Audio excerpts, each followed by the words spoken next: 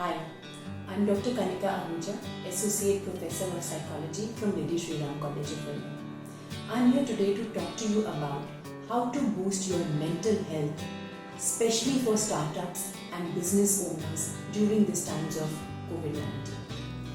We did some research using a large sample of about 1,000 participants pan-India, and we found that during these times there are 5 major stressors that all of us are facing. I've used the acronym VIRUS for that. I'm going to talk about these stressors and give you practical tips of how to deal with them. The first letter is V, vexation from others. Yes, other people can be very irritating. We are all frustrated with COVID hits who are not maintaining norms of social distancing while we are. We are irritated with several WhatsApps that come onto our phones every day, 500 of them a day. We could also be irritated with our own family members, children who sometimes seem to be getting on our nerves. My advice to you is firstly, take a little break from social media. You don't have to be on all the WhatsApp groups. Take out a little me time if possible. Stay away from news channels that are hammering statistics of negative news, figures of COVID cases, 20 more cases, 100 more cases and so on, and talk to similar-minded people. The second stressor that we are facing are immediate concerns. The best thing going for you right now as a small business owner and a startup is your small overhead costs. You don't have to worry about paying humongous salaries to your staff. Take small steps towards your goals. Think of what you need to do to survive in the next 3 to 6 months. Be prepared to modify your goals and think. The third stressor is R. Remember virus? Routine disruption. Our routines are gone for a toss. Be prepared to maintain your routine. Create a routine.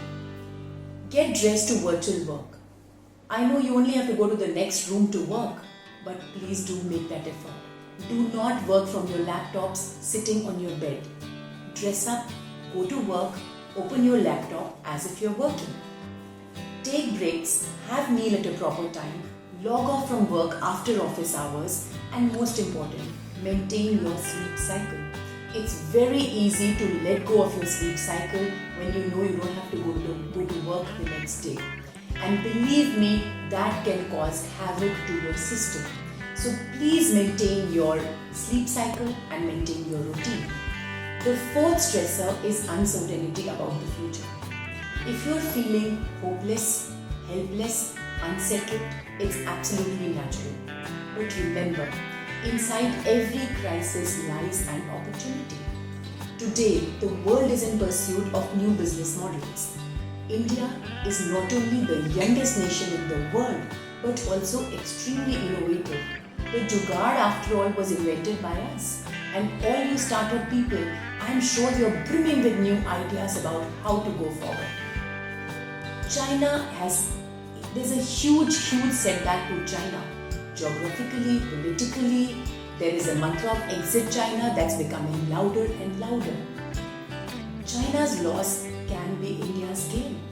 Think ahead, plan, think of new business ideas, think of how you can seize the opportunity. I'm going to especially talk to the ladies about this. We women for years have faced the classic glass ceiling.